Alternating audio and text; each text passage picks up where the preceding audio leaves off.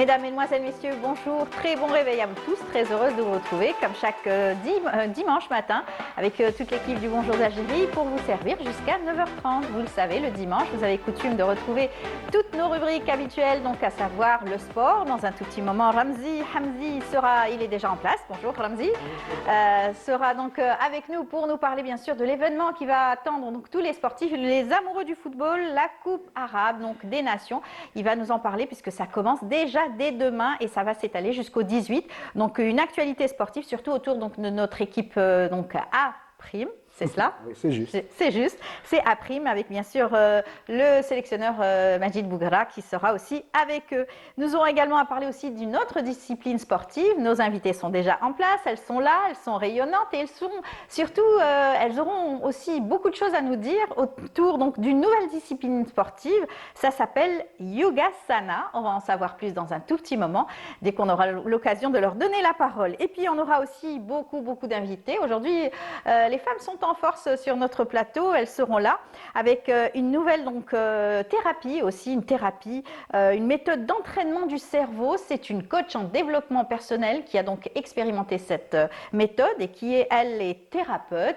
Elle viendra nous parler de comment gérer son stress et surtout aider les enfants peut-être en difficulté, des enfants aussi stressés à gérer aussi leur concentration, mieux se concentrer. Elle sera là pour nous donner quelques grandes lignes bien sûr de cette méthode et nous expliquer comment ça fonctionne. Nous aurons également avec nous une grande dame aussi, donc, qui représente, donc, elle est présidente de la plateforme Africa SMB Forum. Elle est là pour nous parler donc, du pôle économique africain, un pôle très intéressant et surtout elle est leader pratiquement dans, dans cette discipline. En tout cas, elle nous parlera de son travail au quotidien. Voilà, j'y arrive. Et bien entendu, on parlera également bien sûr d'une actualité qui touche bien sûr les startups au niveau africain. Et puis on aura également le Festival international du film d'Alger. Et oui, ça y est, ça reprend. C'est donc à partir du 4 donc, de ce mois. Et c'est la 12e édition. Mehdi Ben Issa sera parmi nous. C'est le commissaire donc, de ce festival. Il viendra nous donner toute l'actualité qui concerne ce festival. Et puis Yazid aussi sera là donc, dans sa rubrique So. Il viendra nous parler de l'actualité qui a marqué la semaine et le week-end. Et puis Samira Hadjahmar nous emmènera du côté donc, de Mniha. En tout cas, un beau voyage avec Samira Hadjahmar. Voilà, c'est tout le programme qu'on a choisi pour vous. J'espère que vous allez l'apprécier. Et tout de suite, c'est le sport avec Ramzi Hamdi. Tout de suite.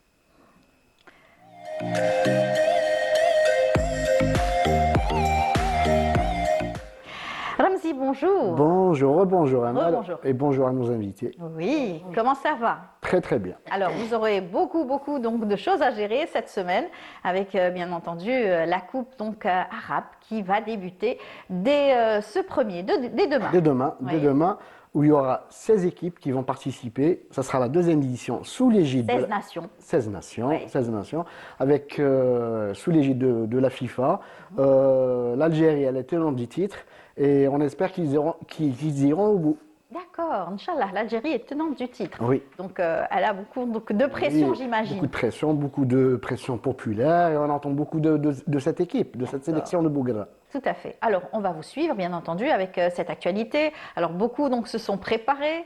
Ils sont à Doha déjà? Oui, ils sont à Doha, mais on va commencer par le commencement. Oui. La mascotte. La mascotte. Chaque tournoi, il y a une mascotte. Oui, une mascotte. Ils ont, cette fois-ci, le Qatar a très bien choisi, a fait un choix judicieux avec Doha, comme ils appellent eux, mais nous, on l'appelle Jaha. Jaha, ça dépend des régions. C'est une mascotte qui est populaire. Elle utilise l'intelligence, la rapidité d'esprit. Il est filou.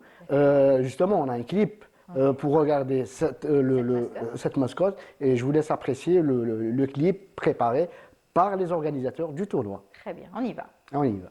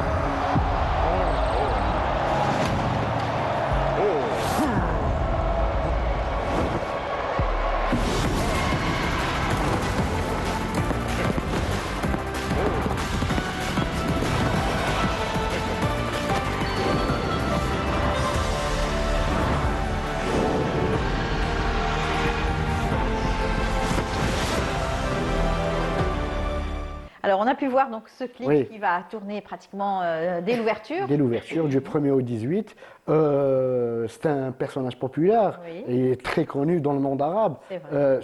mais aussi en Algérie. J'espère que vous avez apprécié nos invités et Oui. tous les téléspectateurs. Voilà, tout à fait. Et la mascotte restera bien sûr tout au long du Tout au long du tournoi. tournoi, ouais. Voilà. Et bien entendu, on va parler de notre équipe nationale. Oui. Non, enfin, l'équipe A prime. Prime. Voilà. Vous avez appris la leçon. C'est bon. Oui, on va enchaîner avec l'équipe nationale qui est arrivée hier, Oui. très bon matin, à Doha, où l'ambassadeur algérien Salah Hattaya, auprès de l'État du Qatar, a été à leur réception. On voit les images. Oui. Ils se sont déjà entraînés le soir, Déjà. parce qu'il fait plus frais. Vous savez, il y a une grande chaleur au Qatar en ce moment, où ils vont commencer, on voit les images, où ils vont commencer le tournoi contre le Soudan. Il ne faut pas oublier que le Soudan, c'est une très très bonne équipe. Elle est composée à peu près d'un seul club, qui est le Hilal Soudani, qui a battu la semaine dernière, on l'a dit la semaine passée, C'est vrai. le Mouloudia. Il y aura aussi, on va enchaîner contre le Bahreïn, qui est une équipe qui peut créer des problèmes, mais qui est à la portée de l'équipe nationale, D'accord. de l'équipe de Majid Bouguerra. On va terminer avec L'Irak. l'Irak, qui est habitué du tournoi, de la Coupe asiatique. Il a déjà gagné le tournoi, mais pas sous l'égide de la FIFA. Et on espère, comme tous les Algériens, que l'Algérie va aller au bout. Déjà passer le premier tour, C'est la ça. phase de groupe. Après, on va prier, on va croiser les doigts pour la sélection nationale. Il faut dire aussi que les supporters comme la dernière édition, vont partir en masse. On l'a vu déjà. C'est vrai, ils sont déjà partis, hein, pour déjà certains. partis, ils achètent les billets, ils sont férus du football. Où il y a le football, Où il y a l'équipe nationale, où il y a bien l'équipe sûr, nationale, l'Algérie qui joue. où il y a l'Algérie qui joue, ils sont partout déjà. Exactement. Alors en tout cas, ce premier match avec le Soudan, on espère que ça sera déjà une première, donc un premier beau match. Un premier beau match, mercredi. Il faut être. C'est à 13h? C'est à 13h, D'accord. c'est de bonne heure, où il y aura beaucoup de pression pour Majid Bouguerra. Mais l'équipe qui s'est renforcée avec beaucoup de joueurs de l'équipe A, comme Attal, comme Brahimi, comme Benzia qui est arrivé, comme Ounes, le jeune Ounes qui évolue dans le golfe Persique au Qatar. J'espère qu'on ira au bout. Très bien, Inch'Allah. Alors, bien entendu, la télévision algérienne va couvrir aussi et on aura les droits surtout des matchs. On a les droits des retransmissions de tous les matchs, et à commencer par demain, hein, où il y aura le match d'ouverture entre la Tunisie et la Syrie à partir de 14h. Cette édition, comme vous l'avez dit, sera transmise en direct avec des plateaux New Look, des analyses, des experts, des débats, des émissions, des fils rouges, mais surtout des images où le public va apprécier. Je vais dire que la télévision algérienne a mis le paquet sur toutes les chaînes. On va voir sur toutes les chaînes tous les matchs, surtout l'équipe nationale. Mais ça serait plaisant de regarder les autres matchs, les autres nations. Mais ce qui est important aussi, c'est que l'Algérie, elle va débuter le tournoi, certes, en 2 minutes. Ça donne à réfléchir pour les entraîneurs, pour les joueurs, pour ne pas perdre trop de temps. Pas de simulation. Pas de simulation. D'accord. Et on enchaîne avec la Ligue des Champions. Oui, il faut dire que le calendrier de la CAF, il est bien chargé, hein, Oui. ces temps-ci. Et puis juste après, il va y avoir bien sûr la Coupe du Monde. Enfin, Non, la Coupe d'Afrique. La Oui. Coupe d'Afrique des Nations, on va enchaîner avec l'équipe A. Oui, elle est attendue, mais ça sera un autre tournoi, challenge. un autre Ouais. challenge pour l'équipe nationale. On espère cette fois-ci que une deuxième étoile sera accrochée Inch'Allah. chez les A', Ouais. Amen, et on croise les doigts pour eux. D'accord, Inch'Allah. Alors, bien entendu, la Coupe, donc la Ligue des Champions. La Ligue des Champions et la Coupe de la CAF. Très bien. On termine avec ça. Ouais. Ou fortune diverse, on pourrait dire, pour les clubs algériens. La JSK elle s'est contentée du match nul face aux Tanzaniens des Young Africans, 0 partout. Le MCA n'a pas fait mieux. Alger, hein. Alger. Oui, on voit les images de la JSK. Elle s'est fait aussi piéger par les Sud-Africains de Sundowns, 0 partout aussi. Et on termine avec la Coupe de la CAF où c'était plus grave pour le CRB qui s'est incliné lourdement contre les Congolais de l'AS Otto, 4 buts à 1. Ouais. C'est difficile. C'est dur, hein? C'est dur, très dur. C'est dur. Et l'USMA qui est allé chercher un succès chez l'Olympique de Safi. D'accord, très bien. Donc cette actualité, bien sûr, on la retrouvera à travers vos émissions. Bien sûr, ce soir, ça sera avec Hakim. Hakim, Canal Oui. Foot, où on abordera les mêmes sujets, la Coupe arabe, la Ligue des Champions, avec d'autres sujets, et beaucoup d'images, comme je l'ai dit, du Qatar, avec la préparation de l'équipe nationale, qui va se préparer, et qui s'est entraînée hier, elle va enchaîner aujourd'hui, et on espère mercredi avec un premier succès face au Soudan. Très bien, À Inch'Allah. partir de 13h. À partir de 13h. Déjà, dès demain, bien sûr, avec l'ouverture, Oui. il y aura bien sûr les animateurs, des émissions. Oui, des bien envoyés sûr, spéciaux. concernant, bien sûr, cet événement sportif. Et surtout, mercredi, le jour tant attendu aussi, avec ce premier match de l'équipe A prime. Tous en vert et Tous en vert. face à l'écran. Parfait, parfait. Eh bien, on va rester dans le domaine donc, du sport. Vous connaissez un petit peu le yoga, Pas trop. Sana. Vous allez en savoir Oui, plus oui. avec nos invités. Je vais les présenter. Alors, Madame Samia Lerhab, bonjour. Largab, bonjour. Lagab, bonjour. Amel. Bienvenue parmi Bonjour nous. l'invité. Oui. Bonjour. Vous êtes donc coach, c'est cela, délégué. Délégué La wilaya de la d'Alger. wilaya d'Alger. Oui, Bienvenue parmi nous. merci, merci. Voilà. Et avec nous également Samia Kedad, bonjour. Bonjour Amel, bonjour pour Bonjour. l'invité. Bienvenue parmi nous. Merci. C'est notre chroniqueur. Hein. Ah, ok. C'est pas notre invité, il est là chaque dimanche avec nous. Alors, Aïber, bonjour. on va donc parler donc, de ce sport. Vous-même, vous êtes aussi coach et délégué de la wilaya de Tizi Ouzou cette fois-ci. Vous êtes là pour nous parler d'une nouvelle discipline sportive, un genre de yoga, mais Oui. assez différent. Oui, c'est différent. Oui. Et c'est une nouvelle discipline qui a fait son apparition ici en Algérie il y a pratiquement quelques mois. Depuis avril. D'accord? Depuis avril, Yogasana, c'est une nouvelle discipline compétitive, athlétique. Oui. Elle est inspirée du yoga. On appelle yoga asana. C'est D'accord. ça le vrai. Asana, ça veut vraie dire. appellation. Oui, oui. Asana, c'est les postures. Ils ont pris les postures du yoga traditionnel qui s'appelle le yoga, Hatha Yoga. C'est yoga traditionnel. Et ils ont fait des. Ils ont fait des améliorations et tout ça pour rendre cette discipline, pour la rendre compétitive. D'accord. Et pour le Yogasana, c'est en 2018 qu'ils ont reconnu que c'est une discipline. Ils ont commencé à la faire connaître, c'est en Arabie Saoudite. D'accord. La présidente, c'est Madame Nouf. Et les personnes qui ont fait, de toute façon depuis 40 ans, qu'ils essayaient de faire connaître cette discipline. C'est avec Monsieur Goubadjili Ramish. et Ramish. Depuis 40 ans qu'ils ont essayé de faire connaître cette discipline. Et maintenant, elle est en Afrique.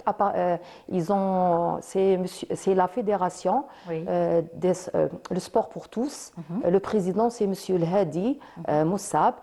C'est lui qui représente le Yogasana en Algérie. Ils ont créé un comité afro-ASEAN, normalement. Très bien. Et c'est comme ça que vous avez entendu parler. Oui. Donc vous êtes dans le sport depuis assez longtemps et cette discipline vous a un petit peu plus attiré et vous vouliez justement préparer cela avec la fédération, avec aussi la ligue pour faire connaître de plus en plus cette discipline. À travers les Des clubs, à travers...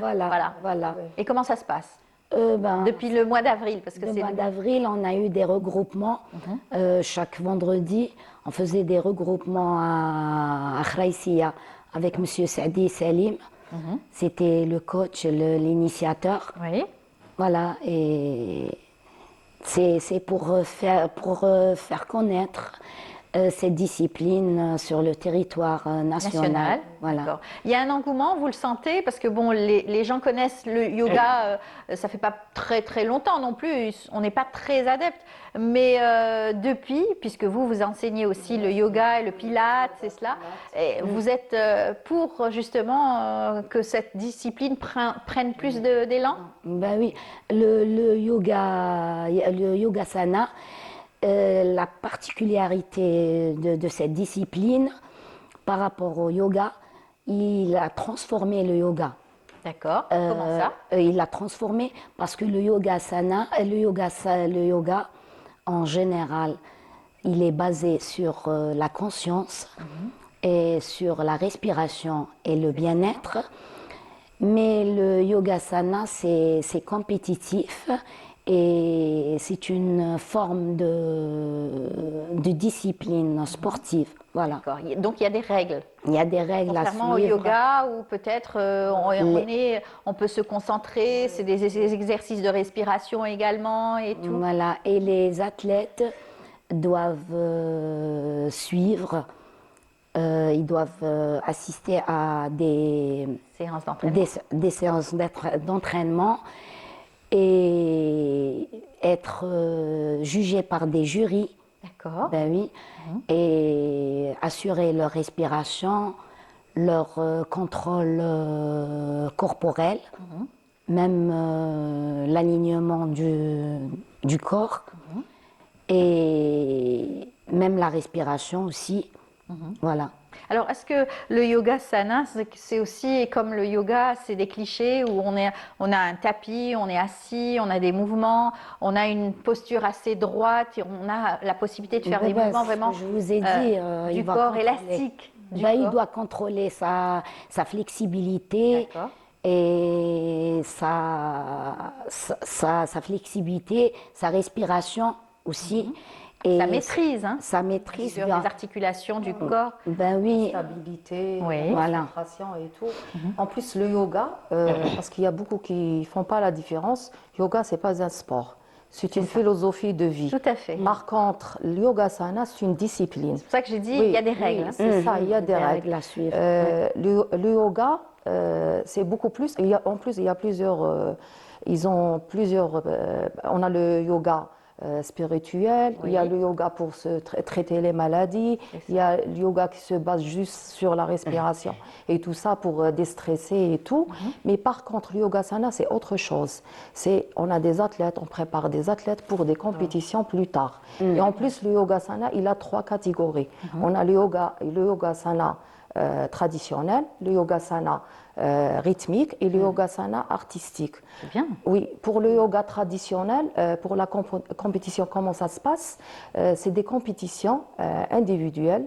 C'est des postures à faire qui sont programmées par le nombre de jurés et tout ça pour le jour de la compétition. Et l'athlète doit tenir 15 secondes à 20 secondes.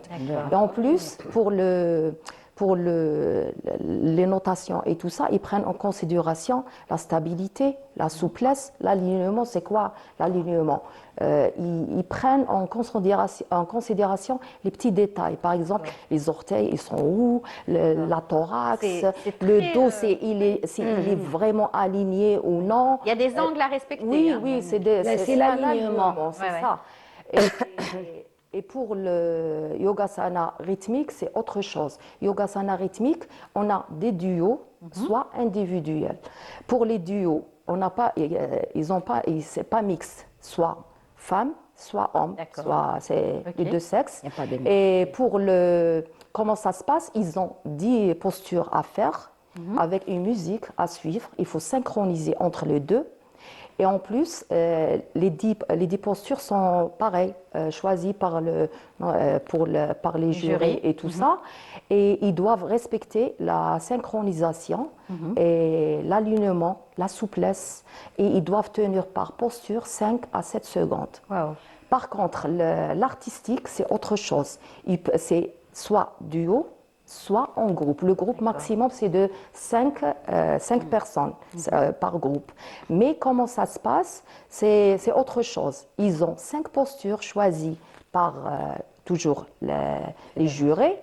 Et pour les athlètes, les participants qui vont faire la compétition, ils doivent, pareil, c'est la synchronisation, parce qu'ils ont une musique à suivre et tout ça, plus la coordination entre l'équipe, par exemple, ils sont 5, mais là, c'est autre chose. Ils prennent les postures du yoga, du hatha, à l'ancien, c'est traditionnel. Ouais. Et ils doivent tenir, là, ils travaillent Et pour les autres, C'est ce qu'on est en train de voir. On a vu quelques images. On va peut-être les revoir dans un moment. Alors, c'est vrai que c'est une discipline qui est assez nouvelle et qui est assez. Donc, c'est un éventail assez large quand même, hein, puisqu'il y a l'artistique, il y a le rythmique. en plus, pour les compétitions, il faut avoir vraiment un niveau avancé parce que les postures, c'est pas donné à les faire. Ouais. En plus, on voit, quand on voit Celle-ci, par exemple. là, c'est Jadoun Massinissa de Tizi Ouzou. D'accord. Il a classé premier. On a fait une compétition entre Oui. les wilayas. Il y avait 6 wilayas ce jour-là. Oui. Il a 14 ans. Il a 14 ans. Là, c'est rien. Il y a des vidéos. Il vraiment- maîtrise son corps. très bien, il maîtrise très bien. Il y a même son papa qui a participé. Avec, il a 57 ans, c'est ça. D'accord. Là, Donc, il n'y a pas d'âge il y a pas, pratiquer. non, et à partir le de sport pour 7 tous. ans, C'est de bien. 7 ans, Catégorie d'âge, À partir de comme sept, dans oui. des à sports partir de minime, 7 ans. cadet. Oui, Oui. c'est ça, Très c'est bien. pareil. C'est le sport pour vétérans, tous. Oui, oui. vétérans, pour tous. C'est ouvert Ça, pour tous, c'est- Oui. C'est plaisant. Et en plus, c'est une discipline, là, on gagne la souplesse, la concentration. J'allais vous Même- demander qu'est-ce même qu'on en- gagne. Est-ce oui, que- ça oui. renforce les muscles, ça donne D'accord. l'endurance, la force. En plus, elle a des bienfaits après. posture, hein. Oui, sur la posture et tout ça. C'est... On risque pas de se froisser des muscles? Non, Non, parce qu'il y a tout. On se défroisse les muscles. Ah, on se défroisse. c'est un échauffement d'abord. D'accord. Par exemple, moi, j'ai commencé à donner le cours de Yogasana au niveau de Tizi Ouzou et à Boumerdes, à Delles. Ça a plu? Oui, ça a vraiment. Déjà, j'ai un groupe de dames qui est entre 50 et 60 femmes, là, Ibarak. Ouais. Et vraiment, elles ont adoré, elles ont aimé. Je ne m'attendais pas à ça. Cet engouement Au début, pour j'avais ce peur. sport. Et... Ça renforce le dos, ça renforce le dos. Ça renforce vraiment. Même après, ils me disent, coach, on n'a plus mal au dos, on n'a plus très mal bien. aux genoux, on se sent bien, on n'est pas stressé. Si je peux me permettre, Oui. le nerf de la guerre, c'est l'argent. Est-ce que c'est payant? Oui, pour, bien sûr. Pour les séances, oui. pour les séances. C'est clair. Toute discipline. C'est non. une non, mais, Mais est-ce pour- que c'est cher? C'est une participation non, honorifique? on va parler. Le yoga, c'est vrai, c'est cher. Pour le yoga, Mhm. c'est cher. On voit maintenant en Algérie que c'est nouveau. Ils prennent c'est un peu cher les séances et tout ça. On paye par séance oui. ou par mois? Mais non, Yoga Sana, c'est autre chose. Parce que D'accord. là, on est en train de créer les clubs. Oui. Les clubs. Former des athlètes. Oui, Oui. et on va former, ça sera Former symbolique. des formateurs Oui, pour- oui, ça sera symbolique, ça sera, c'est comme les autres disciplines. Ils payent par an ou là par mois. Voilà, c'est comme les C'est autres. symbolique. Comme c'est les pas- autres. Ah, oui, c'est pas Comme exorbitant. le karaté, Là, oui, Pour l'instant, la ce qui nous intéresse, c'est justement participation. l'introduction de cette Oui. nouvelle discipline, bien sûr, au niveau donc, des fédérations, et qu'il Oui. va y avoir des équipes, des Ouais. équipes nationales aussi, probablement. c'est ça, Et c'est c'est vrai. ouvert aussi à tous, parce que tout le monde pourra aussi aller dans les salles et pratiquer ce nouveau sport, n'est-ce Oui. pas? Et en plus, dernièrement, on a reçu un email de Madame Nouf. Elle nous a proposé, parce il y aura pour bientôt une formation pour des coachs arbitres. D'accord. Sharm el-Sheikh. Oui, à Sharm el-Sheikh. Mais nous, déjà, on n'a pas une fédération. On Donc, est il avec faudra la fédération. créer. Oui, Oui. c'est ça. Et pour la créer, il faut avoir en moins plus de 6 wilayas et plus 12 clubs. D'accord. Et chaque club, il doit avoir 30 athlètes. C'est ça, c'est tout Mais un vous êtes en travail. train de travailler. Oui, pour on est ça. en train de C'est ça. balbutiement, On a déjà balbutiement. on a des délégués de wilaya, on a 6 wilayas. On Très bien. a Alger, Samia Lagab.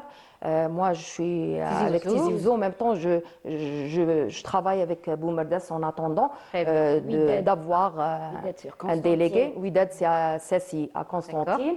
Lachmi Sabah, elle est à Indefla. Il y a plus de femmes? Comme, On a des hommes, mais c'est les femmes qui sont actives, qui sont. Ouais. Elles Plus sont- de femmes. Oui, Ouais. oui, qui Dans la vie de tous gèrent, les qui jours. veulent En tout cas, ça donne donner. envie d'essayer Oui, cette mais nouvelle oui, discipline. pourquoi pas. Oui, Marhaba pourquoi pas, bikoum. marhaba bika. Vous êtes la bienvenue. Vous êtes la D'accord. déjà sur Alger, il y a Samia. Voilà, voilà. Vous êtes la bienvenue. Très Même bien. si vous voulez assister au regroupement des coachs, marhaba bikoum. Inch'Allah. C'est à On viendra Khaïsia. voir de Inch'Allah, plus près, marhaba bikoum. filmer en tout cas vos Inch'Allah. entraînements et comprendre un peu plus cette discipline Oui. et ses variantes. En tout cas, bonne chance. oui, oui. Merci, Oui. merci. Merci. Un dernier mot, allez-y.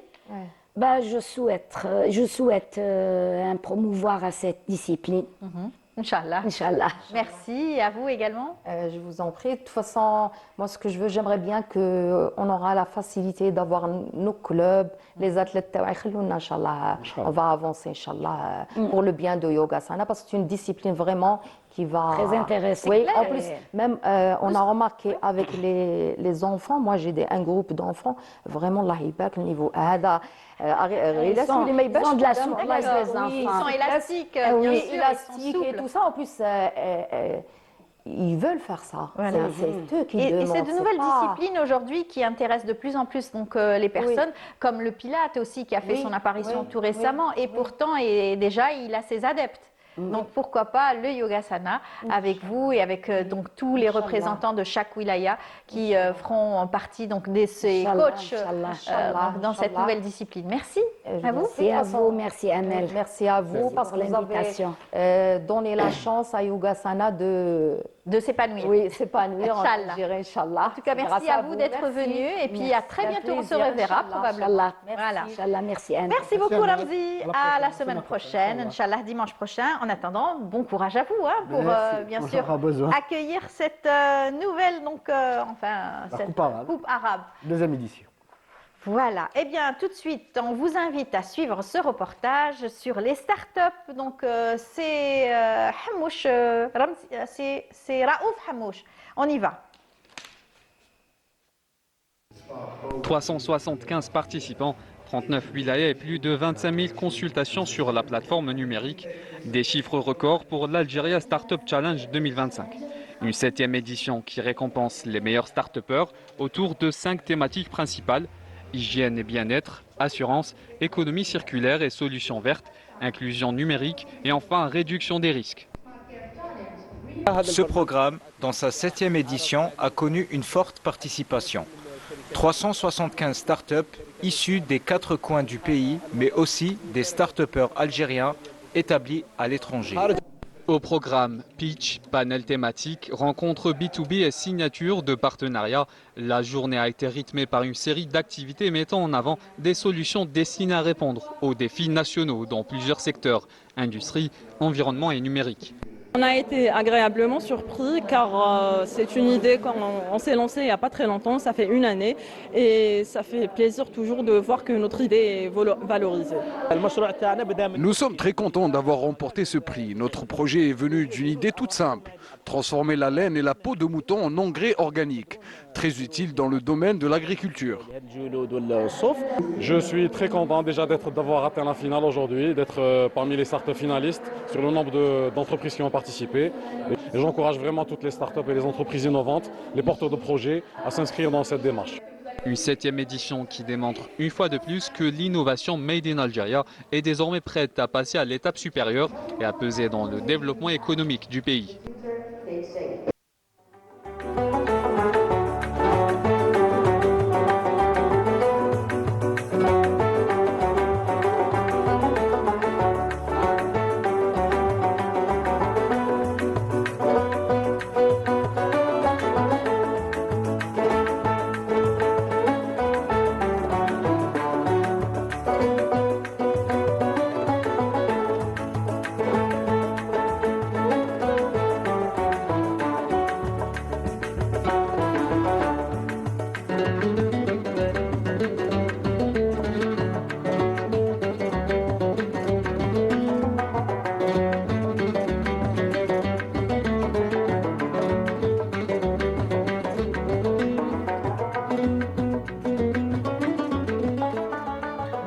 Sur le plateau, c'était donc un reportage signé Raouf Hamouche qui s'est intéressé à Algerian Startup Challenge. On va parler dans un tout petit moment justement des startups avec notre invitée et surtout elle qui représente un petit peu aujourd'hui donc le pôle économique africain. Il s'agit donc de Nadia Meliani. Bonjour. Bonjour madame. Bienvenue parmi nous. Merci de m'avoir accueilli. Vous êtes donc la présidente de la plateforme Africa Assembly Forum. C'est une plateforme très importante pour l'Algérie et pour le monde africain et pas que. n'est-ce pas? Normalement, c'est une plateforme et c'est un bureau d'expertise, conseil, suivi, accompagnement. Oui. On existe depuis 2012. Moi, je suis coprésidente depuis 3 ans avec M. Dougat Dougui, qui est le chairman de SMB. En Afrique? Exactement, en Côte Afrique, en d'Ivoire. Algérie, voilà, Côte d'Ivoire. Mon associé, il est de la Côte d'Ivoire. Et espérons qu'on apportera un plus à l'Algérie. C'est clair. C'est clair parce qu'aujourd'hui, le monde économique tourne à une vitesse extraordinaire. On voit que le marché européen est peut-être en perdition quelque part par rapport, bien sûr, au marché asiatique, au marché africain qui prend tout son essor en ce moment. Ouais. Donc vous êtes là, vous avez cette vision surtout sur le monde économique et surtout avec l'Afrique. Vous travaillez déjà depuis une douzaine d'années. Vous avez pu recenser justement ces changements. En fait, déjà, je suis consultante internationale, Oui. spécialisée dans plusieurs canaux. Le premier, c'est plateforme d'exportation, Europe-Afrique, technologie sécuritaire et relations. OK. Notre plateforme et notre société, elle fait le suivi depuis 2012 et on a toujours proclamé en fait Algérie africaine et l'Afrique c'est pour les Africains. En fait, il y a en ce moment ce qu'on appelle un pôle très important qui a pris le dessus, c'est le pôle économique chinois déjà, qui a pris quand même la part du lion, qu'on le veuille ou pas, parce qu'ils sont dans un développement incommensurable. Une dynamique extraordinaire. Ils l'ont toujours été, hein, quelque part. Exact. Et aujourd'hui, ils reprennent. Donc, Exactement. Par contre, là maintenant, l'Afrique est devenue un pôle très important parce qu'on s'est libéré, si vous voulez, de beaucoup de choses. Et ce qui veut dire que maintenant, l'Afrique, c'est un pôle très important et qu'il faut travailler à une vitesse extraordinaire parce qu'on n'a pas beaucoup le temps. C'est vrai. Pour qu'on puisse reprendre notre souffle ça, dans l'économie. La compétitivité est là. Il faut Exact. aller très vite. Il faut pouvoir séduire justement les marchés étrangers. Nous avons un comptoir africain à faire valoir. Donc, vous êtes là pour le représenter quelque part. Exact. En fait, on essaye de faire en sorte de mettre en place une stratégie très importante. Et il ne faut pas oublier que les startups sont très importantes dans l'économie algérienne. Parce que c'est la base en ce moment, la technologie, la numérisation et la digitalisation de tous les secteurs. Ce qui fait, j'apprécie quand même le programme du président qui a mis en place ce qu'il faut pour qu'on puisse avancer dans tous les secteurs. Et notre plateforme, c'est une plateforme qui permet d'avoir une ouverture sur l'Afrique et sur le monde, parce qu'on n'a pas que l'Afrique, on a 33 pays africains, plus d'autres pays comme les États-Unis, l'Angleterre, la Turquie et d'autres avec pays. 58 pays déjà. Oui, on était à 53 et on est devenu à 58. 33 pays africains. Exactement, exactement. Et maintenant, on est en train de mettre en place une vision globale de ce qu'on fait.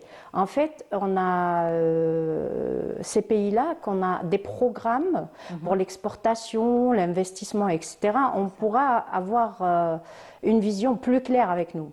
Laquelle? Dans le secteur économique, on a une vision de fond. Avec ces pays-là, de une.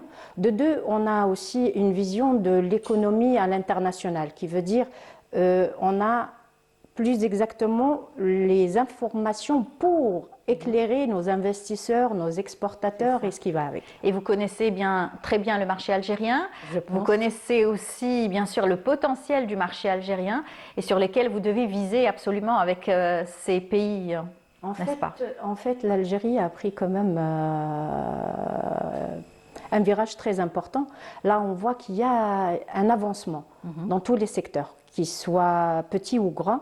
On a vu qu'il y a le produit algérien qui est devenu d'une certaine qualité que l'Europe même et l'Afrique sont demandeurs. En fait, c'est plus l'Algérie qui vend ses produits, c'est maintenant les autres pays qui cherchent les produits algériens, qu'ils soient agroalimentaires, qu'ils soient dans d'autres secteurs. On a même des technologies spécifiques. Il y en a des jeunes extraordinaires qui nous ont donné un PEPS En fait, un bol d'air C'est frais moi-même, je suis très surprise de ce Tout à qu'ils ont fait, fait. dans le domaine de la protection des données, la sécurité Exactement. aussi. Ça aussi, c'est un Et secteur. on n'a rien à envier en fait aux autres. Oui. On a Il une faut masse absolument de jeunesse. développer. Il faut absolument Voilà. développer. On a une masse de jeunesse qui est là et on doit juste être un support à C'est ces ça. jeunes-là. Et moi, je suis dans la vision qu'on travaille tous ensemble. Il n'y a pas de concurrence en fait. C'est clair. On est là, chacun de nous donne de lui et c'est un accomplissement. Voilà, Ensemble, tout à on fait. avance. Alors, vous travaillez sur les langues, le conseil, bien sûr, et surtout aussi le marketing. Hein, c'est important pour Très développer important. cette plateforme, pour aussi encourager les jeunes à y adhérer aussi et accéder. Oui, bien sûr. De toute façon, dans pas très longtemps, nos bureaux seront là. Notre plateforme, elle sera ici. Et puis, on organisera un événement où il permettra à tout le monde d'avoir accès à notre plateforme et à notre société pour avoir plus de visibilité. Et on a comme partenaire des banques internationales comme Afreximbank qui est avec nous depuis 2013, Shelter, Bad Bank et d'autres fonds d'investissement. Et je pense qu'on est là pour avoir une réelle ouverture vers l'Afrique et vice-versa, parce que les Africains et tout le pôle africain voient que l'Algérie est un grand portail vers l'Europe. Tout à fait. Et l'Algérie, tout le monde est conscient qu'on n'a pas juste un pays, on a un continent. Et j'espère qu'on aura la possibilité de donner un minimum, ou pour moi c'est le maximum, mais on va travailler en synergie et apporter un plus à ce Déjà, pays. vous êtes heureuse, j'imagine, puisque de bons contrats ont été signés depuis, notamment avec le Qatar aussi, et bien d'autres pays. Hein. Oui, en fait, à l'IATF, j'ai eu la chance. Bien sûr, alhamdoulilah, c'est grâce à Dieu déjà, et à un effort pas personnel, pas juste personnel, parce que moi, quand je travaille, j'ai dans mon cœur l'Algérie et dans mon sang. Oui. Peut-être par rapport à mon père qui m'a inculqué ça depuis mon enfance. Ce qui fait, c'est très important de faire pas que des signatures. Et il ne s'agit pas de signature, il s'agit d'avoir un plus et apporter un plus à ce pays parce que l'Algérie, qu'on le veuille ou pas, elle est en train de se développer, elle est en train de se réanimer et elle s'est réanimée petit à petit et on est là pour faire tout ça. Et tout ça dans la discrétion, hein, avec bien sûr, je vous j'imagine. remercie, Hein. oui. Voilà, vous Oui, oui. travaillez avec bien sûr des challenges et vous réussissez pas à pas à monter bien sûr cette plateforme, à faire connaître cette plateforme et surtout la faire rayonner au niveau international. En fait, la toute dernière signature a fait un vrai boom parce que c'était une première depuis l'ouverture de l'IATF. C'est le plus gros chiffre qui a été signé de 1,210 milliard d'exportation avec Shelter Bank, qui est une banque spécialisée dans l'infrastructure. Et moi, je voyais que j'ai rien fait parce que c'est mon travail, mais je pense que ça a fait quand même un bon... je ne sais pas comment le dire, mais c'était une fierté pour moi de le faire pour l'Algérie. Et j'espère pouvoir donner encore plus. Je l'espère.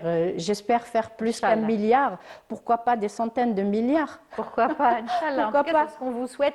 Il va y avoir, bien sûr, vous allez vous régaler, puisque bientôt, il va y avoir cette rencontre des start-up africaines. Donc, ici, à Alger, ça sera à partir du 6. Le forum, donc, exactement, c'est le ministère des startups et il y aura un événement qui est en fait une continuité de l'IATF. Pourquoi? Pour la simple raison que les startups, c'est le nerf de la guerre. Maintenant, on est dans la technologie, l'ère de l'IA, la technologie, digitalisation, numérisation. La rapidité, l'innovation. Exactement, on n'a pas le droit de prendre notre temps. Vu qu'on a déjà une masse de jeunesse qui nous a apporté des technologies extraordinaires qui n'a rien à envier aux autres pays. Ce qui fait on est là pour apporter un soutien et être là, et être un support réel, que ce soit pour l'Algérie ou l'Afrique. Même les Africains, c'est eux-mêmes qui ont demandé de faire des interventions et des intervenants dans des startups africaines. Tout à fait. Et donc ce rendez-vous est incontournable également. Très important, oui. Voilà, pour en tout cas juger, valoriser aussi le travail de ces jeunes Algériens qui se lancent aussi dans l'essor économique algérien. Très important parce que la jeunesse algérienne a beaucoup à donner. Il ne faut pas croire que les Algériens ne veulent pas. Bien au contraire, on est tous là. Les petits, au plus grands, on est là pour donner un plus. Et chacun à sa manière et chacun dans son secteur. Mais les startups, c'est quelque chose de très important. C'est un pilier qui est très important pour l'économie. Avec les PME aussi? PME et ce qui va avec PMI, exactement. Très bien, très bien. En tout cas, on a été ravis de vous recevoir. C'est moi qui est on ravie vous souhaite d'être avec vous bonne chance. ce matin. Merci à vous, madame. Merci pour l'accueil, Voilà. merci pour la télévision. Je rappelle que vous êtes donc Nadia Meliani, présidente de la plateforme Africa SMB Forum Algérie. Bonne chance et puis on se reverra probablement pour les Avec un startups. grand plaisir, madame. Merci, bonne journée. Merci à vous aussi. Voilà, je vous invite tout de suite à suivre ce reportage signé Afef Belhouchet qui nous fait découvrir la créativité, bien sûr, algérienne. On se retrouve juste après. Le public a découvert en avant-première internationale les premières images de la légende de Tinhinen, une superproduction historique et futuriste portée par Cineverse, nouveau studio algérien. Robot de guerre dans les dunes, cité monumentale surgie du Sahara, un cinéma de genre visuellement ambitieux, encore inédit dans le pays. On s'est dit il y avait un espace manquant dans le cinéma algérien et on va essayer de le combler. Derrière ce teaser spectaculaire, une stratégie industrielle, ramener vers l'Algérie les talents franco-algériens déjà présents dans les grandes productions internationales et produire 100% local, histoire, effets numériques et techniciens. 80% des comédiens sont franco-algériens et je me suis dit pourquoi pas ramener ces franco-algériens en Algérie avec des projets algériens, des techniciens algériens et une production 100% algérienne, mais toujours avec la qualité, capable d'aller chercher ces nominations dans le monde.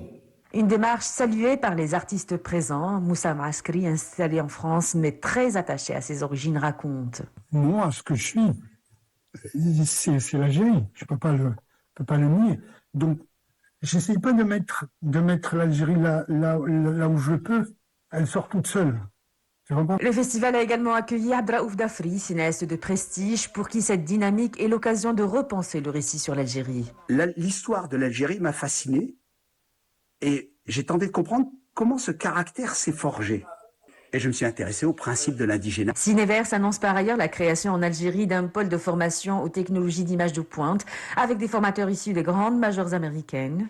Ça vous dirait, non pas de rattraper le retard, mais de prendre 20 ans d'avance. Pas encore de date de sortie, mais une ambition claire, faire du patrimoine algérien une marque cinématographique et faire de l'Algérie un acteur crédible du cinéma de science-fiction.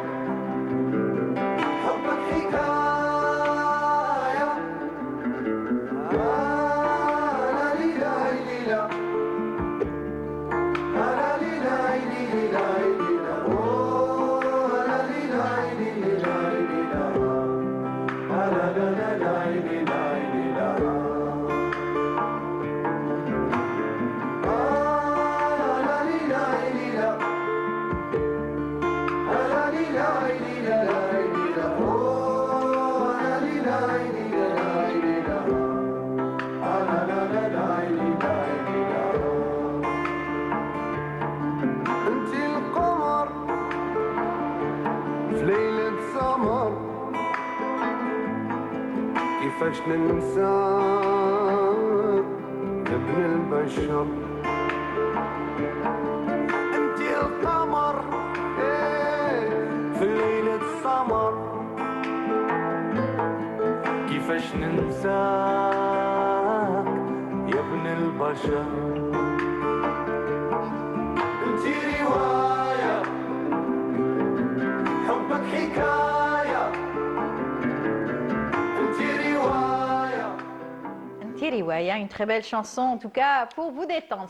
Ça commence déjà par là avec une chanson. La thérapeute est parmi nous. Elle va nous expliquer comment entraîner son cerveau à être plus zen et comment soigner aussi certaines, peut-être, on ne va pas dire pathologies, mais en tout cas caractères, en tout cas des enfants. Alors avec nous, Madame Nassima Lemdani, bonjour. Bonjour. Bienvenue parmi nous. Merci. Vous êtes coach en développement personnel, vous êtes thérapeute, hypnothérapeute et vous êtes là pour nous parler d'une nouvelle méthode donc d'entraînement du cerveau, n'est-ce pas? Tout à fait. En fait, c'est le neurofeedback dynamique. Oui. C'est ce que vous voyez là. Oui. En fait, c'est un entraînement cérébral Oui. et c'est une technologie de pointe issue des neurosciences. Oui. Alors, il faut savoir que le neurofeedback existe en Algérie depuis 7 ans déjà. Et il existe déjà ailleurs Alors aux États-Unis, une cinquantaine d'années. Voilà, aux États-Unis depuis une cinquantaine d'années. Et heureusement pour nous que Sabrina Mokran l'a introduit en Algérie. Et voilà, on a la chance de l'avoir et de pouvoir entraîner notre cerveau. Voilà. Alors pour comprendre, c'est une technique issue des neurosciences et ça va du même principe que de faire du sport, qu'entraîner son corps. D'accord. On va entraîner notre cerveau pour apprendre à notre cerveau à détecter tout ce qui ne va pas pour le réparer en temps réel. Voilà. Alors ça ne se fait pas avec une baguette magique, ça se fait avec plusieurs séances d'entraînement du cerveau pour aller mieux. Alors vous travaillez cela avec de la musique, avec un film, avec peut-être du sport, c'est cela? Tout à fait. C'est ce que vous m'aviez expliqué? Alors pour mieux vous expliquer, ce sont des capteurs, comme vous voyez, qu'on met sur la tête et qui sont reliés à un boîtier qui va mesurer l'activité cérébrale. Donc cette activité cérébrale, elle est traitée et le logiciel envoie le signal au cerveau à travers un support auditif. Donc le support, il peut être de la musique traitée spéciale qui est conçue dans le logiciel, comme ça peut être un dessin animé pour les enfants, un film pour les adultes ou du Coran pour ceux qui préfèrent. D'accord. Alors vous avez déjà expérimenté cette méthode puisque déjà vous exercez, vous avez un cabinet depuis 2 ans, vous avez eu plusieurs cas et notamment les enfants Alors, qui ont du mal à se concentrer aussi. Tout à fait. En fait, c'est une méthode qui va par excellence aux enfants de par mon expérience. Alors, il faut savoir que c'est une méthode 100% naturelle, sans aucun effet secondaire. Parfait. Moi, personnellement, j'ai fait ça à mes propres enfants et on fait ça à des bébés. C'est ce que je vous avais posé comme question au départ. Je me suis dit, bon, si c'est une thérapie assez inoffensive, est-ce que vous l'avez testé chez vous? Vous m'avez dit oui, sur mes enfants. Et ça aide beaucoup. Alors, en fait, pour mieux expliquer, l'enfant, quel que soit son âge, il a du mal à exprimer son émotion. Même nous, adultes, on a appris de par le temps à mettre les mots sur les émotions, à comprendre ce que c'est une peur, une agressivité, une tristesse et à quoi servent les émotions. Donc les enfants, ils ont tout ça en même temps, ils ne savent pas ce qui se passe. Quand ils changent, par exemple, d'école, de maison, quand ils ont de nouveaux camarades, quand ils n'arrivent pas à s'adapter à leur niveau scolaire. Quand ils n'arrivent pas à apprendre les leçons, ils paniquent, ils ne savent pas l'exprimer. Et ça se manifeste généralement en hyperactivité, en un manque de sommeil, et le parent est dans le désarroi total. Donc le neurofeedback, ce n'est pas un traitement. Donc il faut, j'insiste sur ça, ça n'est pas un traitement, c'est un entraînement cérébral qui va aider la personne, essentiellement les enfants, à autoréguler tout ce qui ne va pas, à gérer ce stress, à augmenter la concentration, à diminuer justement cette charge mentale pour que l'enfant se sente apaisé. Et quand l'enfant se sent apaisé, ben, il y a tout son potentiel qui est mis en évidence. Alors, ça ne les effraie pas, les enfants? Ils ne sont pas curieux? Ils disent pas non, qu'est-ce que c'est que ça? Enlevez-moi ça ou quelque chose, non? Alors, ça dépend de l'âge. Il y en a qui veulent tenter l'expérience. Il y en a qui sont énormément attirés par le visuel. Donc, dès qu'on leur dit, alors c'est quoi ton dessin animé préféré? Et qu'on mette le dessin animé préféré de l'enfant, il accroche tout de suite. Après, il y a des enfants un peu plus réticents. C'est clair. Des enfants qui ont eu des traumas, qui ont de grosses blessures. Donc, ils sont un peu... Donc, ce qu'on fait, c'est la première fois, on les approche de l'appareil, on lui explique ce que c'est, sans pour autant lui mettre de pression. Généralement, on invite le parent à essayer et du coup, l'enfant regarde et observe. Il voit qu'il n'y a rien qui se passe. Je leur demande de toucher le capteur pour voir qu'il n'y a rien qui se passe, qu'il n'y a pas d'électricité, contrairement à ce qu'on pourrait croire. Et l'enfant est tout de suite apaisé. À 99 des cas, les enfants qui refusent de faire une séance la première fois viennent toujours la fois d'après pour dire finalement je veux essayer. D'accord. Et ils sont contents. Alors une séance dure en moyenne 30 minutes. Voilà. 33 minutes. Exactement. D'accord, très bien. Et bien sûr, c'est des séances qui se font tous les... Alors ça dépend d'un cas à un autre. Il y en a qui sont en fait qui sont dans une saturation mentale tellement extrême qu'on leur propose de faire 2-3 fois par semaine, histoire de faire baisser tout ça, parce qu'il y a de la clarté mentale qui va apparaître lors des séances. Et une fois que la personne est apaisée, on pourra passer à 1 fois par semaine. Et par la suite, en fait, comme je le dis souvent, le neurofeedback agit à la régularité. Donc, c'est des petits rappels qu'on fera, ne serait-ce qu'une fois par quinzaine ou 1 fois par mois, qu'on adopte dans notre hygiène de vie pour justement vivre dans le bien-être et dans la sérénité. Alors pour vous, ça a été déjà une reconversion professionnelle. Tout à fait. Vous n'étiez pas du tout dans ce métier-là. Vous étiez dans un métier où il y avait beaucoup de pression et de stress, n'est-ce pas? Tout à fait. Voilà. J'étais dans un milieu d'hommes. Oui. J'étais dans le oil and gas pendant 16 ans. Et c'était mon choix par excellence. Jusqu'avec le temps, j'ai réalisé qu'il y avait plus important. Parce que quand on arrive à accomplir tous nos objectifs, nos challenges, on se dit j'ai atteint tous mes objectifs, mais il y a quelque chose qui cloche, il y a quelque chose qui ne va pas.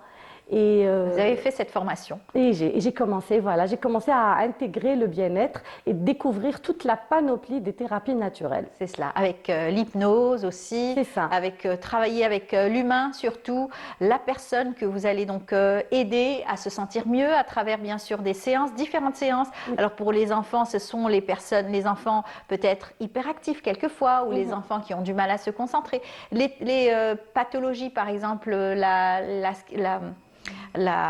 comment on appelle ça, les personnes aussi, l'épilepsie, voilà, l'épilepsie, voilà, par exemple. Oui, aussi, en fait, comme je l'ai dit tout à l'heure, ça n'est pas un traitement. Donc, j'insiste sur ça pour que les gens comprennent qu'on ne va rien traiter. Par contre, on va alléger, soulager la personne dans sa symptomatologie, dans son quotidien. Une personne, par exemple, un enfant qui a atteint de TDA, TDAH, des 10, de n'importe quelle neuroatypie, on ne va pas guérir la neuroatypie, mais on va aider l'enfant à se poser.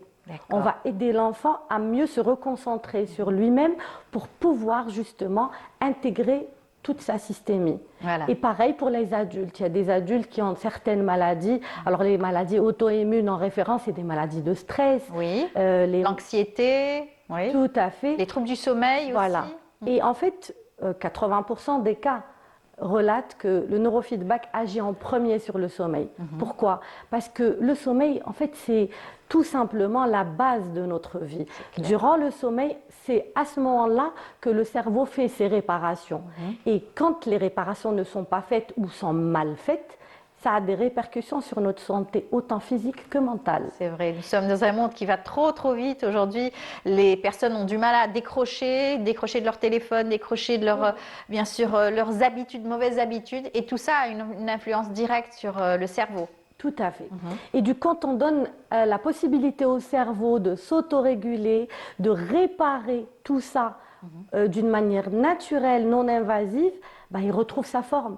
À savoir aussi que si on s'endort durant la séance du neurofeedback, c'est équivalent à 5 heures de sommeil. D'accord. Donc Bien. c'est très réparateur. En 30 minutes, on récupère 5 heures. 5 heures de sommeil. C'est bien ça. Ouais, c'est juste magnifique, je vous le Voilà, dis. alors en tout cas, c'est une nouvelle expérience que vous mettez en place, que vous avez mis en place. En tout cas, c'est une thérapie qui a fait ses preuves à l'étranger et bien sûr Qui est 100% naturel. en Europe. Sans Et c'est aucun arrivé effet bien secondaire. sûr chez nous.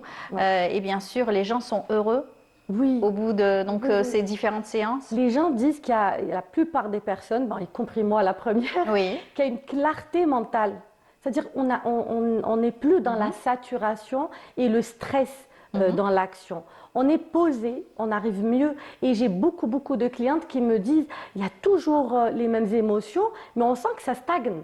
Ça ne monte pas et ça n'explose pas dans tous les sens, Oui. comme elles avaient l'habitude de vivre. Eh ben, en tout cas, bravo, bon courage à vous. On a été donc heureux de découvrir cette nouvelle thérapie. J'espère que bien sûr, elle aura encore plus d'essor, peut-être en Algérie, pour Inch'Allah. soigner un peu plus de mots aujourd'hui. Tout le monde en a besoin, Tout le vraiment. monde en a besoin. En tout cas, bonne chance. On a donc fait connaissance avec vous déjà.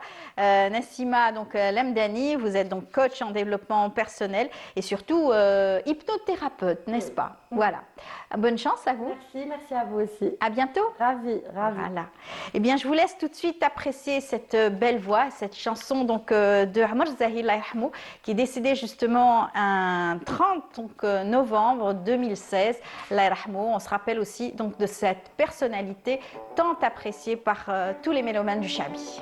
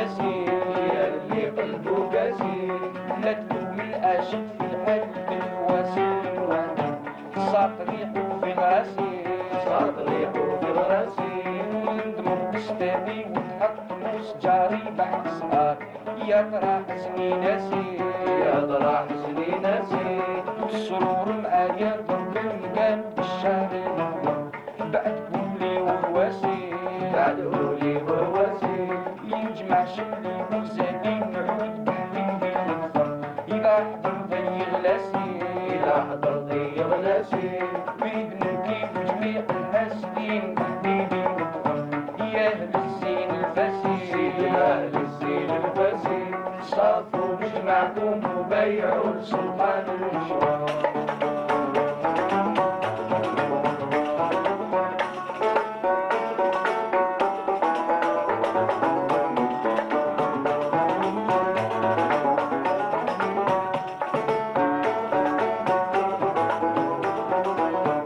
نرسلك يا رقاسي نرسلك يا رقاسي إذا وصلت للمحبوب اللي هو يتعود العود والطار خماسي العود والطار خماسي والرباب على الفايد في السماني De retour sur notre plateau, un grand monsieur donc, de la chanson Cherbi qui nous a quittés, comme nous le dit Yazid. C'était donc cette date, une date anniversaire et un hommage lui sera rendu aujourd'hui. Bonjour Yazid. Bonjour.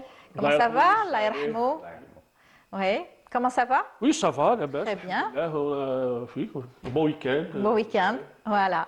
Et Samira, bonjour. Bonjour, bonjour à tous. Dans un moment, Excellent tu nous emmèneras du côté de Mniha. Tout à fait. Oui. Tout à fait. Et on accueille aussi notre invité, Mehdi Ben Aïssa. Bonjour. Revenons. Oui, on est heureux de le retrouver. Mehdi Ben Aïssa qui est heureux de venir nous présenter la 12e édition du Festival international du film d'Alger. Très heureux et toujours heureux de venir vous voir. Oui, c'est la 12e édition du festival. Tout à fait. La IFF, maintenant qui s'appelle Algiers International Film Festival, qui était l'ancien FICA. Cette année qui débutera du 4 au 10 décembre. Pardon. Voilà, alors avec bien sûr un programme très chargé, avec nombreux films, 101 films, c'est cela? Exactement. Alors, ce n'est pas tellement le nombre des films qui compte, c'est un peu leur diversité. Parce que l'esprit du festival, c'est une espèce de grand ciné-club. Vous savez, nous... thématisé. Voilà, il y a plusieurs thèmes. Bon, il y a des catégories classiques, long métrage, court métrage, documentaire, mais nous avons une sélection de films palestiniens. Notre pays invité d'honneur est Cuba. Oui. Et nous avons une diversité de propositions sur 2 lieux. C'est l'Office El-Feth avec la salle Ibn Zaydoun et Cosmos et la cinémathèque Ben Mehdi.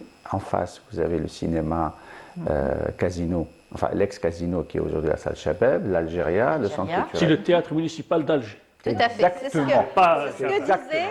C'est le théâtre municipal d'Alger, Chabeb, Ouais. ex-Casino, qu'on va transformer en salle de cinéma pour créer un pôle au centre-ville et un pôle à l'Office El-Feth. Alors, Voilà, comme ça, les gens films seront à la proximité de tous. C'est le but. C'est-à-dire là, nous allons... le but, c'est quand même, lors des festivals, de se rapprocher d'un public et de le redécouvrir, autant que lui de nous découvrir. Parce que le cinéma de proximité a tendance un peu à disparaître à l'intérieur des villes, parce que les gens préfèrent les multiplex dans les centres commerciaux, des choses comme ça. Et puis surtout, on va voir un film blockbuster dont tout le monde parle. Et donc là, on tente comme ça des expériences. Et d'ailleurs, nous lançons une application du festival. Oui. C'est nouveau. Bon, voilà. Et, bon, après, c'est dans l'air du temps. Hein. C'est l'air du temps. Ouais. Donc voilà, c'est un moyen très efficace de rester en contact avec le public, la programmation, le public que nous voulons contacter et cibler. Et surtout, nous voulons d'abord le connaître. Je pense qu'il faut d'abord connaître, analyser et ensuite cibler pour élargir une cible donnée. D'accord. Alors, il y a 50 films en compétition, 51 films. Vous adorez les chiffres. Hein. Ah, j'aime bien. J'ai repris toute la communication. Oui, il y a une 50aine de films en compétition dans différentes catégories. Oui. Et bien sûr, des films intéressants, tous intéressants. Alors, les films, bien sûr qu'ils sont tous intéressants. Le choix a été donc fait. Ou découvrir le cinéma cubain, ce sera vraiment... Voilà, il y a Soy pas que. Cuba, et Ouais. je tiens à saluer vraiment la commission de visionnage, à sa tête, M. Balem Ziani, notre cher producteur, parce que nous avons fait nous avons présenté à une commission de visionnage l'ensemble des films que nous avons reçus, plus de 3000. De ce visionnage est sortie une sélection qui a fait la programmation du festival. Plus quelques films que nous sommes allés chercher, notamment dans le panorama algérien, dans les films palestiniens avec Ground Zero, c'est inédit que nous allons faire. Et nous allons pour l'ouverture, nous avons voulu faire une ouverture très cinématographique. Voilà. Et donc nous présentons le film Les plongeurs du désert de Taha Hanesh, Un grand monsieur. accompagné d'une symphonie de 25 musiciens qui fera la musique en live. D'accord, magnifique. Waouh! On va se replonger carrément dans le désert avec ces puisatiers du C'est désert. Momo qui a joué dans les Tout à fait. plongeurs Momo. du désert. On reprend un peu les classiques Chanderly. du cinéma lors des... Voilà. Voilà, Jamal Chanderly et aussi Momo. Momo qui a avec joué Tahar dans Ben le film, Hannesh. oui, avec cette simulation en train comme il a eu le record de l'apnée, donc il l'a refait dans le... Voilà. C'est très impressionnant, ce film, très très beau film, qui est resté longtemps au niveau des archives. On avait du Il a mal été à pouvoir le restauré. voir. Il a été Tout à restauré. fait. Il a été Copie restauré. restaurée. Donc c'est le premier film qu'on verra. C'est le film de 21 minutes d'ouverture. Super. Voilà. Alors, il y a trois nouveautés pour ce festival. Il y a donc la plateforme, plutôt on pourra l'application voir le programme carrément sur son smartphone. Il y a le souk aussi. Alors oui, il L'achat. y a l'application qui nous permet aussi de faire une wishlist, c'est-à-dire le spectateur peut choisir, faire son programme pendant toute la durée du festival et être dirigé, être au courant des débats, d'être en information. L'autre nouveauté oui, c'est une nouveauté, mais c'est le souk. C'est-à-dire nous voudrions que le festival soit l'occasion d'une rencontre interprofessionnelle annuelle, et d'une part. D'autre part aussi, le souk sous sa forme classique, c'est-à-dire faire rencontrer des producteurs avec des porteurs de projets. Alors vous me direz quel est l'intérêt d'un souk. On a si peu de projets qui peuvent se connaître sur la place d'Alger très facilement. C'est vrai. Mais dans le cadre d'un festival, j'insiste sur l'aspect point annuel de l'interprofession, que ce soit les producteurs, les comédiens, les techniciens. Je pense que ce monde du cinéma et aussi de la télévision, parce que beaucoup y travaillent aussi, doit faire le point annuellement, être une force de proposition, parce que dans nos métiers, que ce soit les technologies, que ce soit le modèle économique, elles sont tout le temps en champ. Le changement est très rapide et nous avons beaucoup de retard. Vous savez, la loi sur le cinéma date de 2011, la nouvelle de 2023. Entre les deux, il y a eu les plateformes, il y a eu le satellite, il y a eu le numérique, il y a eu... Des tas de choses. L'hologramme. L'hologramme, oui. Des tas de choses qui nous permettraient justement d'avancer et de faire connaître donc, le cinéma algérien notamment, et pourquoi pas vendre aussi nos produits lors de ce souk. Vous savez, oui. Nos productions. Vendre, oui, à qui? On est obsédé par la vente internationale. C'est vrai, c'est le rayonnement culturel de l'Algérie, c'est un levier diplomatique, je suis d'accord. Et c'est très bien, et nous avons d'ailleurs de très bons ambassadeurs pour cela. Il y a eu de très bons films qui ont permis ces dernières années de faire parler de l'Algérie, notamment le film de Adila par exemple, Ben Dimred. Mais franchement, je trouve qu'il est très important de vendre des films aux Algériens, de rapprocher les Algériens de leur cinéma, de créer d'élever la fréquentation cinématographique qui est la base du modèle économique. La subvention intervient en début, mais en bout de chaîne, vous avez la fréquentation des salles. Donc je pense qu'il faut augmenter la présence des écrans sur un grand territoire comme le nôtre, une population jeune comme le nôtre. Vous savez que le plus grand public de cinéma, c'est les 13-18 ans. Oui, tout à fait. Alors, l'application sert, je l'espère, à amasser de la data, à avoir de l'information d'année en année. Et d'ailleurs, j'invite les autres festivals à l'adopter. C'est pas très compliqué. De manière à ce que le dans la plateforme, alors il y a des fonctions qui voter pour les films. On va voter pour les films de façon classique le temps que certaines fonctions s'activent. Parce que une application doit vivre, il faut qu'il y ait le retour d'expérience, des choses comme ça. Mais le but, si on peut la faire partager par plusieurs festivals et que le ministère puisse du coup recueillir une data, ça peut être intéressant. Très bien. Alors, on a aussi, bien sûr, la nouveauté, c'est aussi le film documentaire scientifique. Alors, ça, c'est son dada. Oui, oui, c'est son dada. C'est pour ça que je dis, ça fait partie des nouveautés. Oui, effectivement, nous avons sélectionné quelques films dans le cadre des films de science et de savoir. Oui. Mon rêve, c'est de créer un festival de science et de connaissance. Ah bah oui. Et ce que j'avais fait quand j'étais jeune. On savait. Étudiant et jeune travailleur, voilà ce que je voulais dire. Et dans d'autres pays. Et je trouve que le film de science et de connaissance, avec une population aussi jeune que la nôtre, est vraiment important. D'ailleurs, le documentaire est très pauvre dans notre paysage audiovisuel. C'est vrai, je suis d'accord avec vous. Eh bien, on va voir l'archéologie ou la science. Ouais. Mais l'archéologie, c'est de la science. On va voir tout de suite le teaser. teaser. C'est des frontières. Hein. Il ne faut pas. Oui, Science, j'ai vu le teaser, il est Voilà. bien le teaser. Hein. On va voir le teaser du festival tout de suite. Bien On y sûr. va, on se retrouve juste après.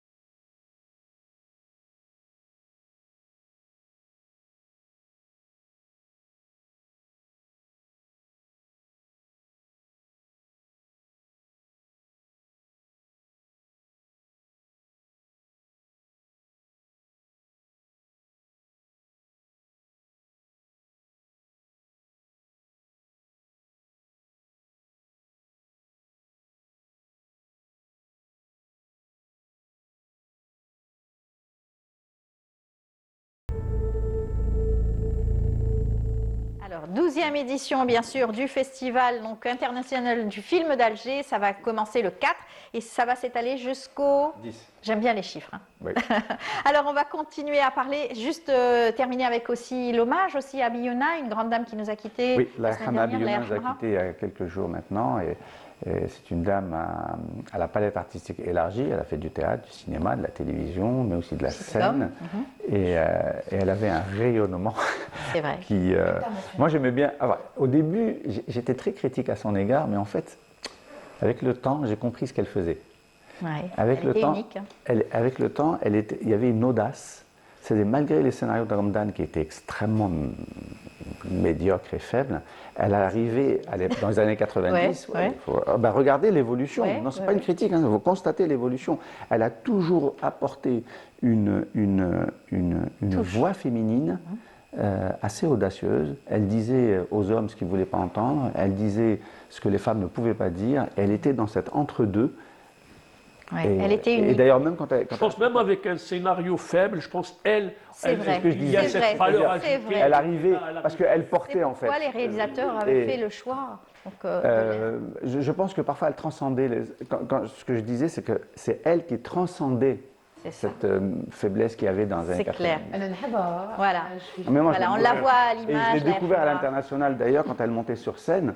Et en Belgique, en France, quand elle faisait ses tournées, elle avait un contact avec le public. Oui, extraordinaire. Elle l'a gardé jusqu'à la fin, parce d'ailleurs, qu'elle était sur les réseaux sociaux après. À son décès, toute la presse en Europe, dans les pays francophones, on en parlait. En Tunisie, partout elle avait dans les pays arabes. C'était, elle a marqué les gens, vraiment. Voilà.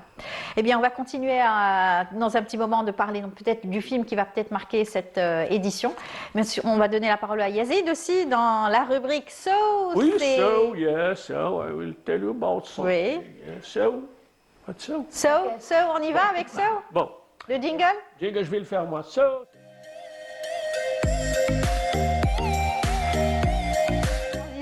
Sans transition, je vais parler d'enfance, puisqu'il y a eu récemment une plateforme numérique dédiée à l'enfance, avec la collaboration de l'UNICEF et le ministère de la Solidarité, donc qui lance cet espace numérique. Donc, il s'agit de collecter des informations qui peuvent aider les établissements spécialisés dans le domaine de l'enfance à prendre de la décision, donc, et puis répondre aussi aux doléances des citoyens qui peuvent solliciter ce site web et cette plateforme pour pouvoir trouver des solutions à leurs problèmes. C'est intéressant. Oui, beaucoup d'informations spécialisées donc, pour les enfants, donc, notamment que ce soit des enfants qui sont dans une situation de handicap, des enfants qui ont des problèmes, des familles, donc ça s'appelle Dalil. Guide. Très bien. Voilà, guide. Très bien. Et puis aujourd'hui, c'est la nouveauté. Et puis il y a le festival international du théâtre d'expression amazigh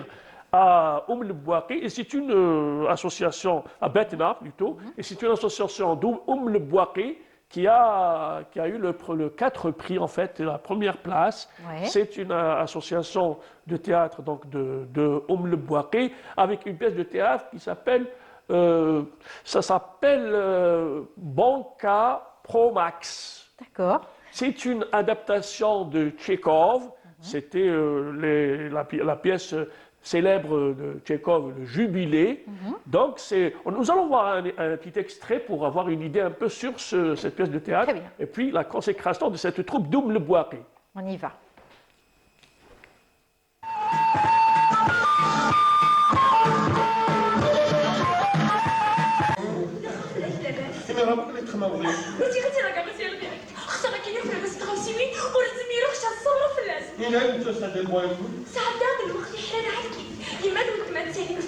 أما عندي تلاوة تقع مع غفطه وليش الشخصية فلاس بيبي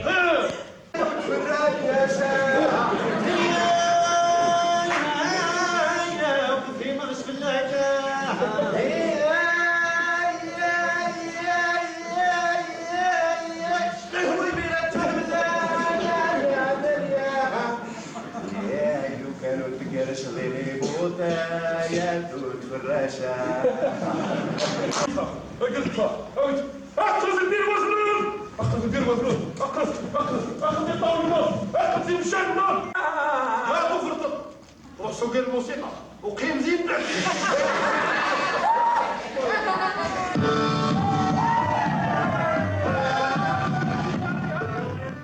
Voilà, donc c'était le prix de la mise en scène, la lumière, donc il y a 4 prix, et vraiment c'est très intéressant parce qu'on voit que le travail a été misé sur la scène, sur le travail de lumière, sur d'autres aspects, puis ça s'appelle Promax. Promax, c'est un peu futuriste, et on voit comment cette troupe de le Bouaqi a réussi, donc notamment avec le metteur en scène Jojo Jouani.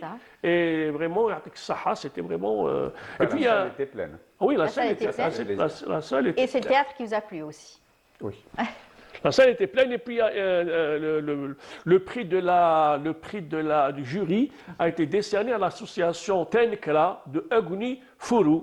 Très bien. C'est le village de ma mère. Ah ben oui, Allah yarhamha. Voilà. Et puis nous avons aujourd'hui hommage au grand Ammar Zahi, Cheikh El Bled, qui nous a quittés donc le 30 novembre 2016.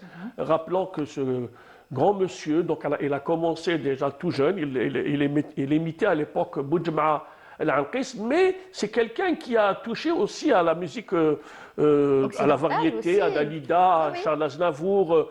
Et puis, il en parlait très bien. Il en parlait très bien. Et même il a commencé aussi il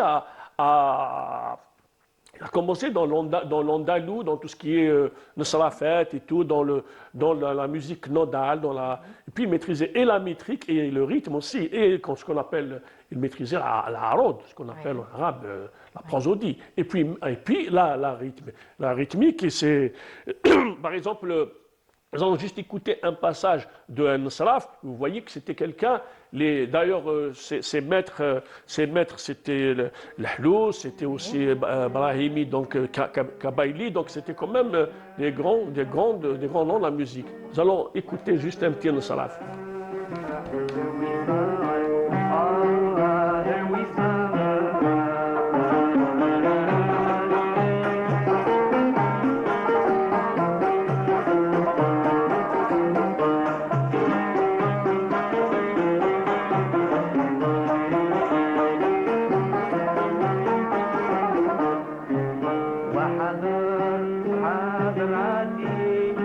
ودار الجنات من مدى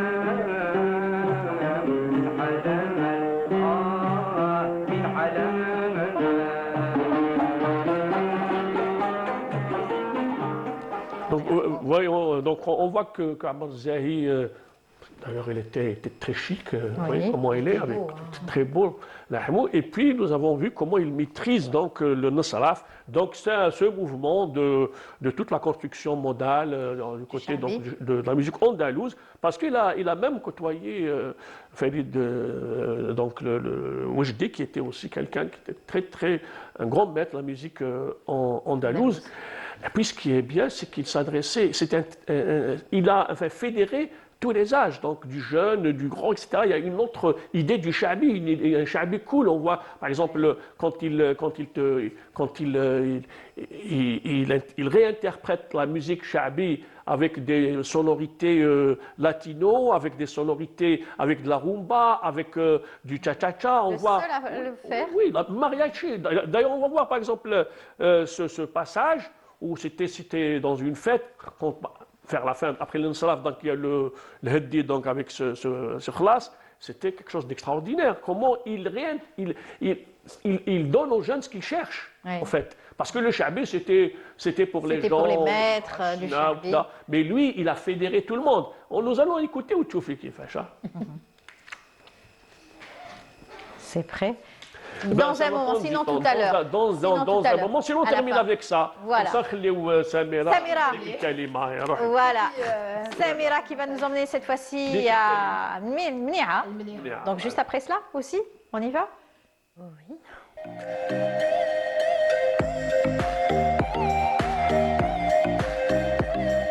Écume et patrimoine aujourd'hui va nous après emmener les du côté... festivals, après tout Les festivals. les festivals, on peut aller et on devrait aller, et c'est une destination vraiment qui est sublime. On devrait aller à Mniara. Mniara qui s'appelait avant El Golea. El Golea qui prend juste racine dans en arabe Qal'a.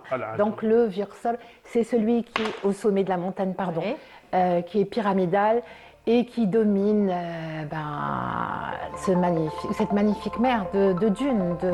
Parce que Mniara, elle est à la frontière, elle est dans les bras du Grand Pergue occidental. Avant, elle dépendait de la wilaya de Ghardaya. Et puis, depuis quelques années, elle est devenue elle-même une wilaya qui fait 62 000 km². La première gravure qu'on a vue, c'est celle du père Foucault. Il l'a faite en 1885, il l'a faite à la mine de plomb et à la technique de la chambre claire. C'est ce qu'il a perçu. Après lui, il y a eu un photographe qui s'appelait Desporter, un photographe français, qui a pris plein de photos de Mniara.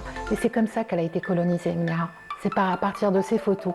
Ils ont trouvé que c'était tellement beau qu'ils sont venus la coloniser, les Français. Donc c'est une destination qui n'a pas changé depuis, j'ai envie de dire, la nuit des temps. Il y a un Wursel qui raconte l'histoire, bien sûr, architecturale de la ville, mais pas que, de toute la région. Donc du Gourara, du Touat, de Timimoun. Et d'ailleurs, les habitants trouvent leurs origines, leurs racines dans ces régions que je viens de citer. Exactement. Le tableau qu'on a vu, c'est celui de Marthe Lous. J'espère que j'ai bien prononcé. Elle habite à Djelfa, c'est la maman de Malek. Reda, celui qui a sorti le livre sur les marabouts, sur les roubettes à travers l'Algérie. Et d'ailleurs, à Mniara, il y a plus de 45 mausolées et 4 patrons qui veillent sur la ville. Et 100 patrons de la ville. 100 patrons, exactement. Awliya Allah Salihin. Awliya Salihin. Et parmi eux, bien sûr, Oulad Sidi Chir, qui sont d'ailleurs dans toute la région du Touat. Voilà. Qu'est-ce qu'on peut trouver à Mniara? On peut trouver un très bel hôtel, une œuvre de Pouillon. Donc c'est l'hôtel Boussen. Il est juste au pied du vieux Qsr. Bien sûr, il y a eu une longue histoire de bataille entre les tribus qui a fait qu'à un moment le Qsr, il a perdu un peu de sa superbe. Ils se sont installés dans la. Parlez-nous de ça. Oui, de ça. Les flamants roses. Oui, les flamants roses. Les flamants roses. Les flamants Alors, roses. du lac El Mel, qui fait partie des 7 zones Ramsar, en fait, de l'Algérie. C'est très beau à voir d'abord les oiseaux, les flamants roses quand ils arrivent, mais pas que, il y a une faune et une flore qu'il faut absolument respecter. C'est ça. On vient pour les voir de partout. On vient à Mniara de tous les pays du monde. On y vient parce que d'abord, on y vient pour Charles de Foucault. il y a sa tombe. Il est mort à Tamanrasset, mais ses ossements ont été, son cœur est resté à Tam, mais ses ossements ont été transportés à El Mnera. Il y a une église qui a été bâtie en l'honneur du père Foucault. Donc il y a énormément de tourisme, de pèlerins qui viennent jusqu'à Mnera, donc des touristes étrangers qui viennent jusqu'à lui, jusqu'à sa pensée. Il est le premier à avoir fait un dictionnaire Touareg français pour que les gens comprennent ce que les Touaregs disaient. On a un superbe musée qui raconte, alors depuis la préhistoire, tout ce qui s'est passé à El Mnera, mais pas que dans toute la région. On a des paléolithiques, néolithiques. On a, si on veut connaître l'histoire de la pierre, donc la géologie, on va à Mnera, il y a des géodes, il y a des forêts. Au musée, on peut voir un peu de bois fossilisé. Il y en a dans la région. Pas que, mais il y en a à Mnera.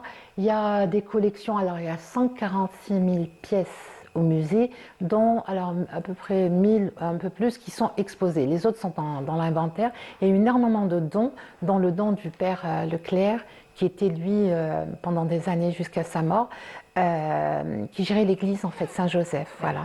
On rappelle qu'il y a eu le tissage là-bas, notamment parce que l'un des premiers ouvroirs qui a ouvert en Algérie, c'était là-bas. Donc les sœurs blanches étaient là-bas, donc elles ont formé les femmes aux nouvelles techniques. Sinon, le tissage existait depuis bien longtemps, puisque toute la région Ghrdaya n'est pas très loin, Ain Salah n'est pas très loin, Timimou n'est pas très loin, et le tissage, les tapis, tout ça, c'est relatif à cette région, mais pas que. Il y a la poterie aussi, ils travaillent le cuir, et ils travaillent en fait tous les métiers ici dans les ressorts.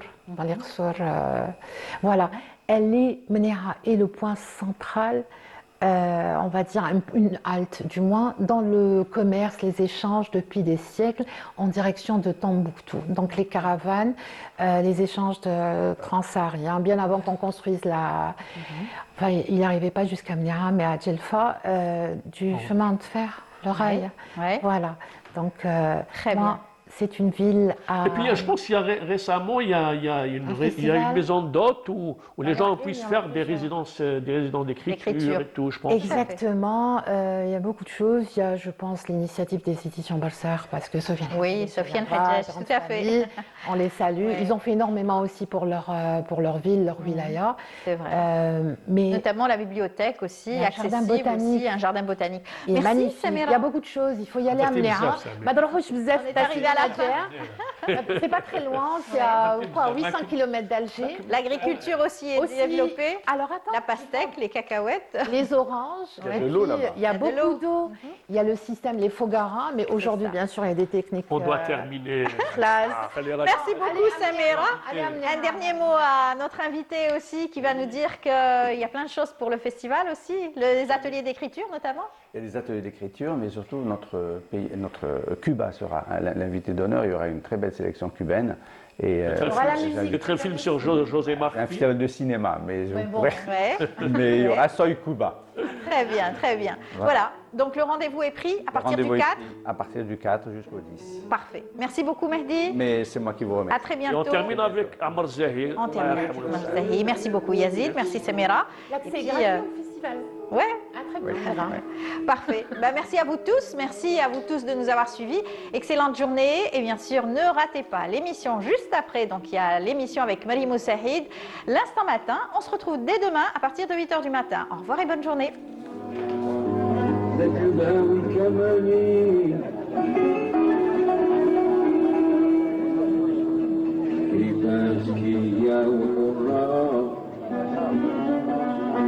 تباوي كمالي وإن شاء الله يخفو حليم اليوم